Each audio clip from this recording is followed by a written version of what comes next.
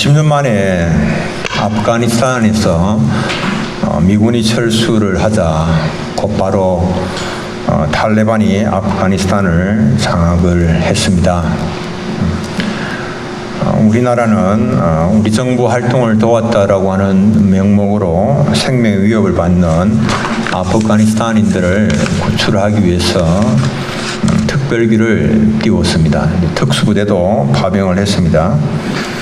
많은 사람들의 헌신과 희생으로 이제 380명의 아프가니스탄인들을 우리나라로 이송을 할 수가 있었습니다.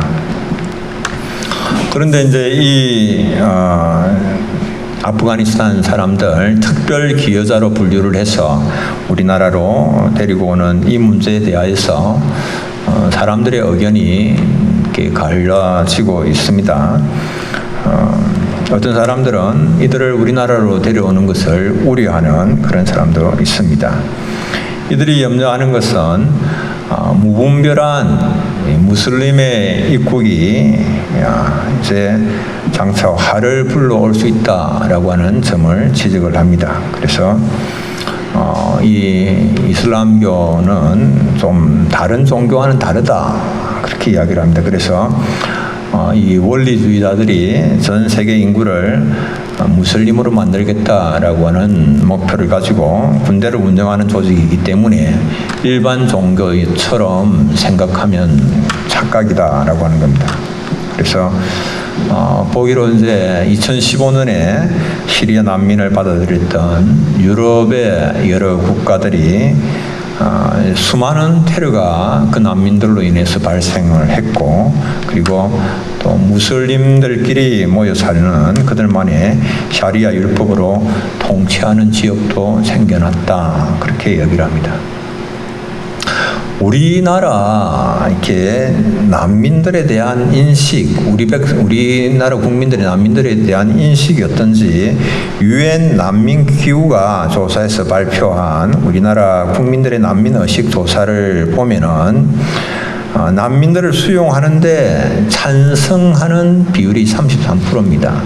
그리고 반대하는 비율은 56%입니다. 이 33%는 그냥 2년 전하고 비교했을 때 이제 10%가 이제 상향된 그만큼 정도 이제 찬성을 하고 있고, 대부분 또 반대가 56%인데요. 찬성하는 그런 이유로는 보면은 인권과 책임 의식을 가지고 이제 그런 부분에 치중을 해서 찬성을 하고, 반대하는 사람들은 경제적인 부담과 범죄 우려를 염려를 해서 반대를 하고 있습니다.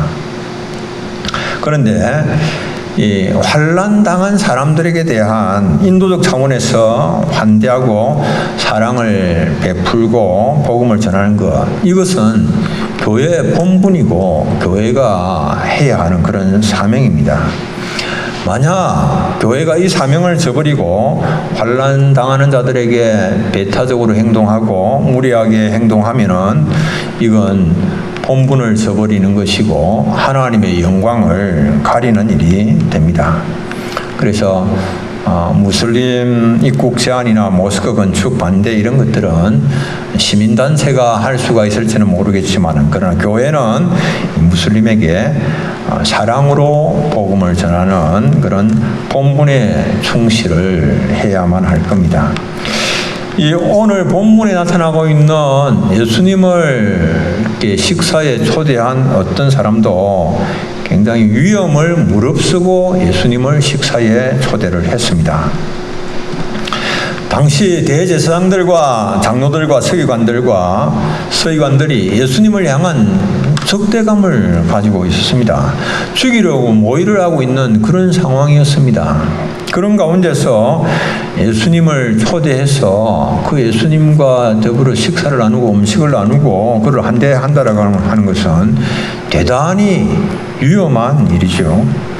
모든 불이익을 감수하고서라도 예수님을 초대하여서 환대하고자 한 것은 예수님의 은혜와 사랑을 그가 입었기 때문이다라고 우리가 생각을 할 수가 있습니다.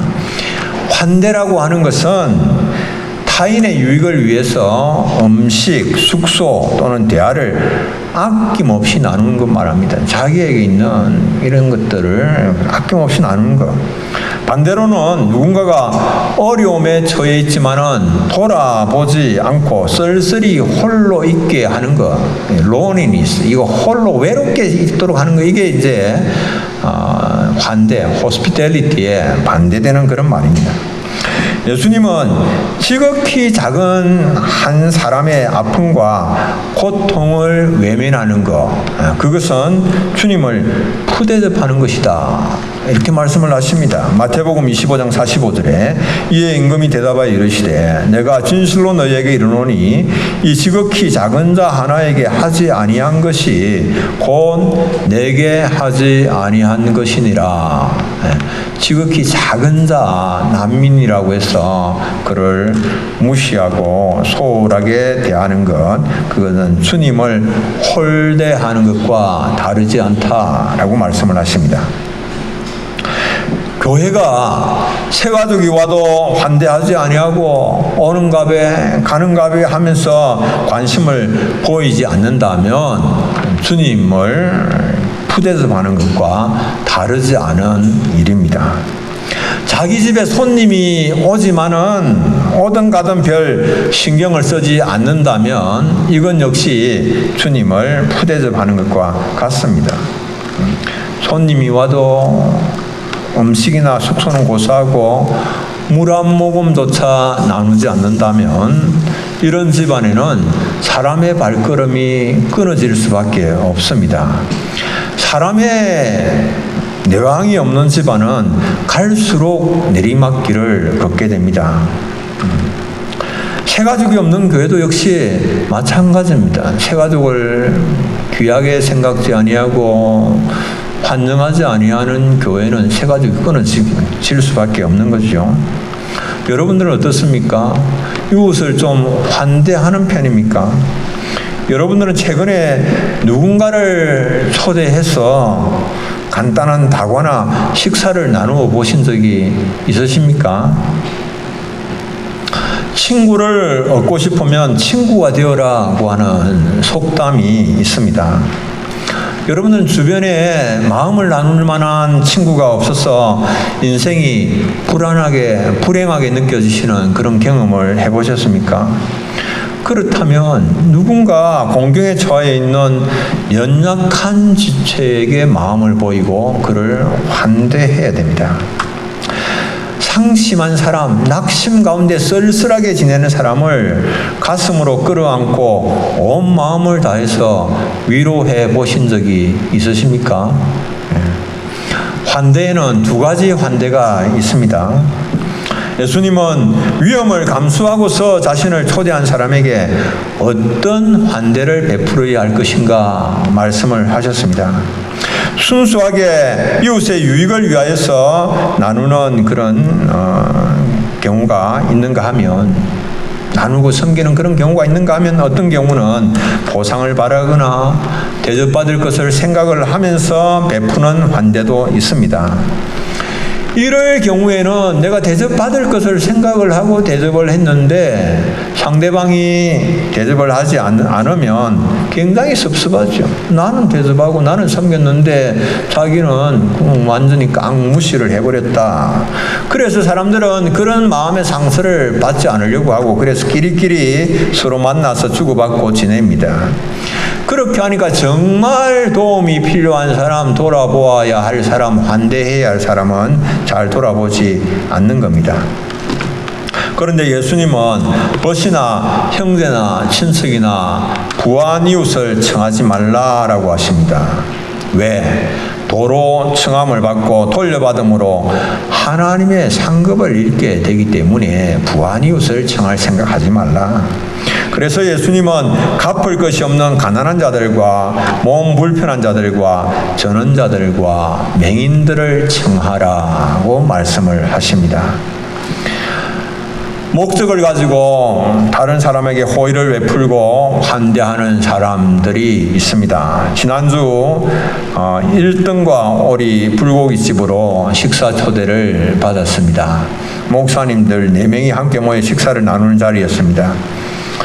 대개 식사를 초대를 하면은 서로 간에 식사를 나누면서 친교를 갖게 됩니다. 함께 음식을 나누고 즐거운 대화를 나누고 교제를 나누면서 친밀한 관계를 형성하고 그러면서 스트레스를 해소하고 힐링도 경험하게 됩니다. 그런데 그렇지 못한 초대의 자리도 있습니다. 목적이 있는 초대. 그 자리, 보상이나 대가를 기대하는 그런 자리, 굉장히 부담스러운 그런 자리지요.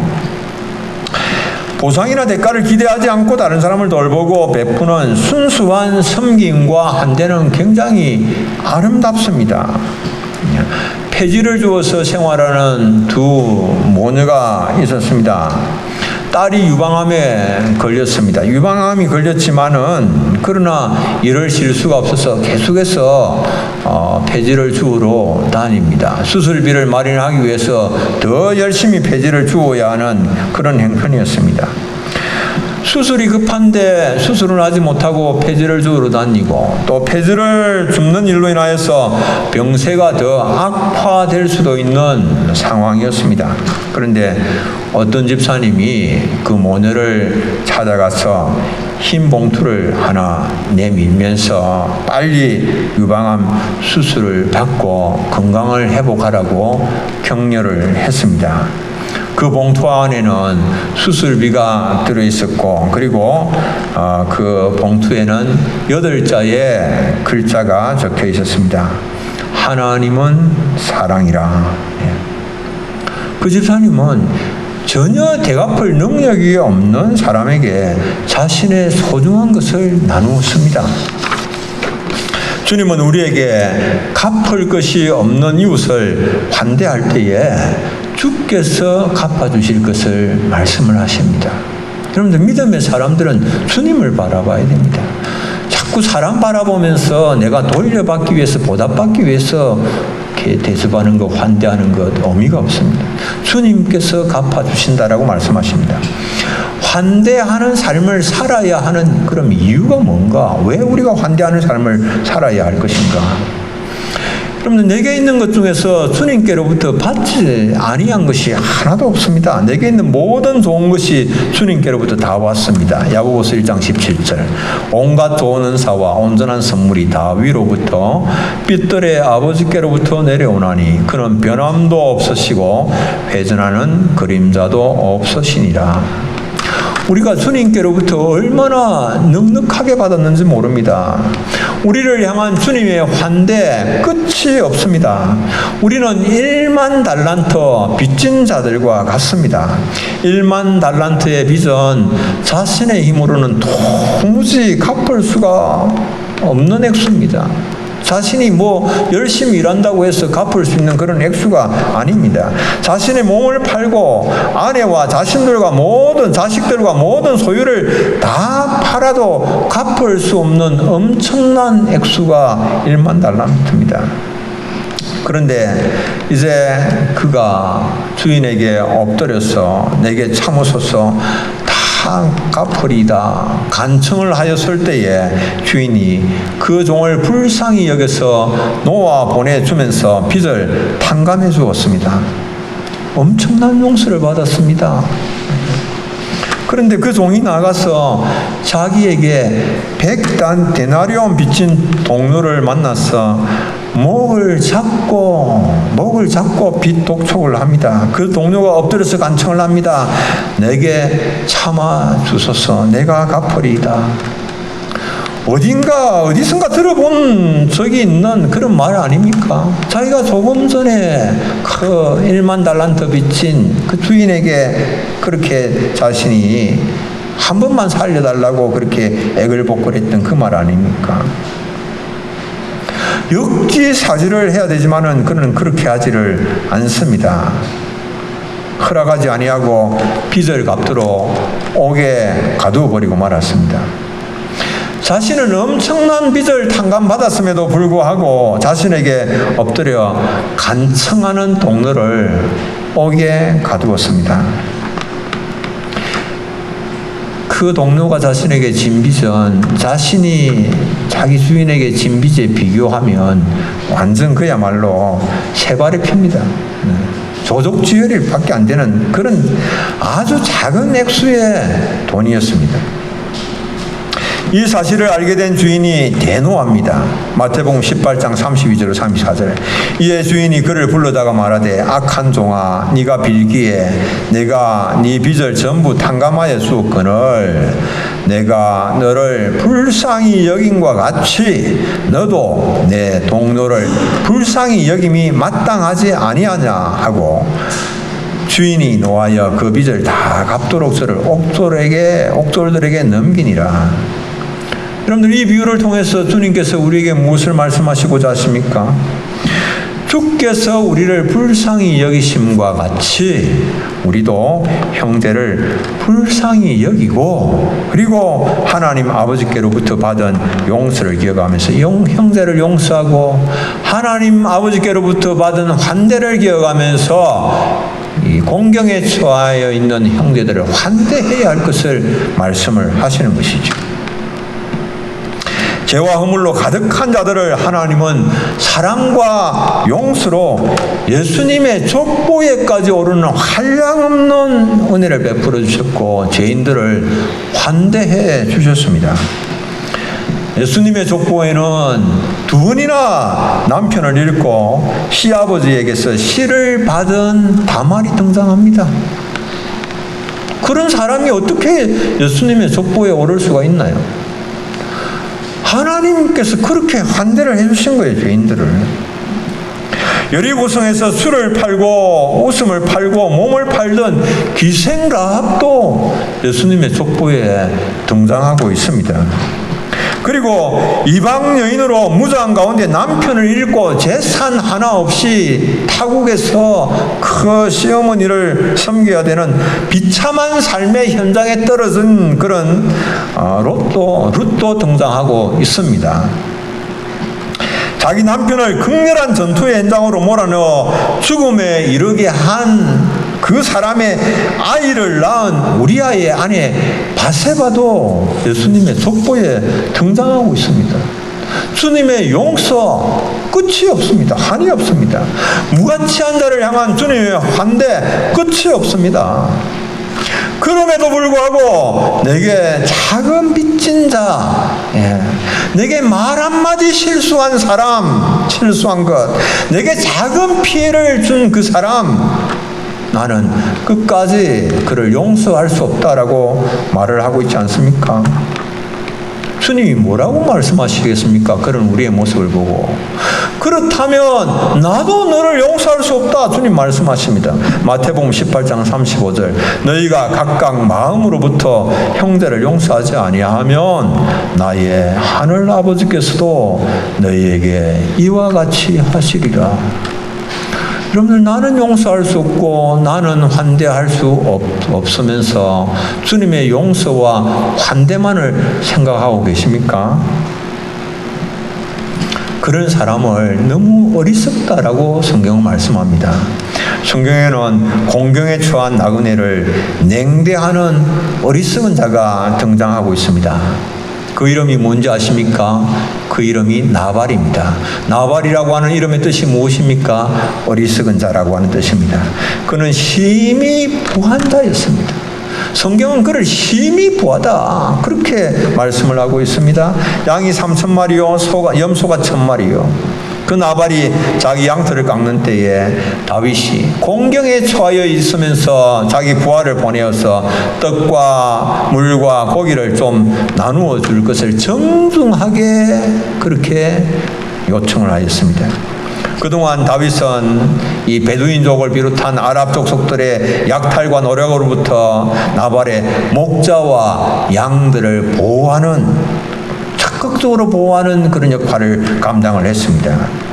고대 근동사에서 양털을 깎을 때에는 음식을 장만하여서 잔치를 벌입니다. 그리고 손님을 접대를 합니다. 심지어는 가난한 사람들에게 재물을 나누어 주기도 하였습니다. 그런 때에 다윗이 존경과 예의를 갖추어서 좀 호의를 베풀어 줄 것을 요청을 하였지만은 나발은 그 다윗의 부탁을 무참하게 짓밟아 버리고 맙니다. 뭐라고 말씀하는지 아십니까? 다윗이 누구며 이새의 아들은 누구냐? 내가 어찌 내 떡과 물과 내 양털 깎는 자를 위하여 잡은 고기를 가져다가 어디서 왔는지도 알지 못하는 자들에게 주겠느냐? 그렇게 말합니다. 그러면서 나발은 자신의 쾌락과 만족을 위하여서는 흥청망청 먹고 마셨습니다. 조금도 아낄 줄을 몰랐습니다. 성경은 뭐라고 말씀하고 있는가 하면 왕의 잔치와 같은 잔치를 베풀라고 크게 취하였다, 이렇게 말씀을 합니다. 자신의 방탕한 욕망을 채우는 일을 위하여서는 흥청망청 먹고 마시지만 목마르고 굶주린 이웃을 위해서는 인색하기 짝이 없는 나발이었습니다. 뭐라고 말합니까? 내 떡이다, 내 물이다, 내 고기다. 자신의 떡이고 자신의 물이고 자신의 고기를 환난 중에 있는 이웃을 위하여서 사용할 수 없다. 왜? 다 내 것이기 때문에 사용할 수 없다라고 말합니다. 그러면서 자신을 위해서는 흥청망청 왕의 잔치와 같은 잔치를 베스라에서 먹고 마십니다. 나발은 착각을 했습니다. 자신의 것이 아니라 하나님의 것이고 하나님이 주신 것이고 자신은 청지기에 지나지 않는다라고 하는 이 사실을 그가 망각을 했습니다. 왕과 같은 잔치를 베풀라고 크게 취한 나발의 모습은 여러분들 우리가 주님께서 말씀하신 악한 종과 아주 비슷한 그런 모습입니다. 악한 종은 주인이 더디오리라고 생각을 하면서 동료를 때리고 술 친구들과 더불어서 먹고 마셨습니다. 여러분들 너무 많이 닮았지 않습니까? 주께서 찾으시는 종은 악한 종이 아닙니다. 주께서 찾으시는 종은 충성되고 주에 있는 종입니다. 마태복음 24장 45절 충성되고 주에 있는 종이 되어 주인에게 그 집 사람들을 맡아 때를 따라 양식을 나누어 줄 자가 누구냐. 예. 여러분들 우리가 주님을 향하여서 주님 이웃을 환대하는 일에 나를 사용하여 주옵소서. 내 자신을 드릴 수 있기를 원합니다. 이런 사람 주님께서 찾으시는 거예요. 그 사람이 지혜롭고 충성된 종입니다. 다윗은 예수 그리스도를 예표하고 있는 사람이죠. 원수가 머리털 하나도 상하지 못하도록 하나님 우리를 눈동자처럼 지켜주셨습니다. 다윗이 나발의 양떼들과 목자들을 지켰던 것처럼 예수 그리스도께서는 자신의 몸을 버리셔서 피 흘려서 우리에게 살 길을 주셨습니다. 오늘 주님 말씀을 하십니다. 내 너를 위하여서 몸을 피 흘려 주었건만은 너 나를 위하여서 무엇을 주느냐? 주님 말씀하십니다. 주님을 향한 우리의 드림의 모습 어떻습니까? 주님, 나는 너를 위하여서 몸 버려 피 흘려 주었건만은 너는 나를 위하여 무엇을 주느냐? 주님 말씀하시는데 주님께 드리는 일에 인색하기 짝이 없는 우리의 모습은 아닙니까? 자신을 위하여서는 아낌없이 자원을 사용을 하지만은 환난당한 형제에게는 인색하기 짝이 없는 우리의 모습은 아닙니까? 우리는 다 주님께 빚진 자들입니다. 내게 있는 모든 것 중에 주님께로부터 오지 아니한 것이 없습니다. 내 생명도 주님의 것입니다. 환난당한 이웃을 향하여서 빚진 자의 심정으로 환대의 손길을 내밀 수 있는 우리 사랑하는 성도님들이 다 되시길 바랍니다. 그러면 환대의 결과는 무엇인가? 우리는 사랑에 빚진 자임에도 불구하고 우리의 이웃에 대하여서 냉담하게 무관심하게 지내는 경우가 많습니다. 막힌 담을 허물고 차와 식사를 나누며 이웃의 유익을 위하여서 적극적으로 나누기보다는 그냥 피차간에 피해만 주지 말고 살자라고 하는 그런 생각입니다. 오늘 그런 사회에, 그런 시대에 우리가 살아가고 있습니다. 그러면 우리는 하나님께서 우리를 위하여 준비하신 상급을 누릴 수가 없습니다. 당장 내가 살아가는 것은 조금 귀찮은 일이었고 편할지 모르지만 하나님 주시는 그런 상급 축복은 누리지 못합니다. 여러분들, 우리가 환대를 하면 어떤 보상을 받게 될까요? 어떤 상급을 누리게 될까요? 히브리서는 이렇게 말씀하고 있습니다. 히브리 13장 2절, 손님 대접하기를 잊지 말라. 이로써 부지 중에 천사들을 대접한 이들이 있었느니라. 손님 대접하는 거, 환대하는 거죠. 나그네 환대할 때에 그로 인하여서 천사들을 대접했는데 그 천사 중에 세 분의 천사 가운데 한 분이 하나님이셨어요. 아브라함이 그렇게 했습니다. 아브라함이 하나님을 대접을 했습니다. 그러니까 환대하는 가운데 하나님을 대접하는 지극한 영광을 누리는 거예요. 지극히 작은 자 중 하나에게, 지극히 작은 자 하나에게 한 것이 내게 한 것이라고 예수님 그리 말씀하시죠. 아브라함이 장막문에 앉아 있을 때였습니다.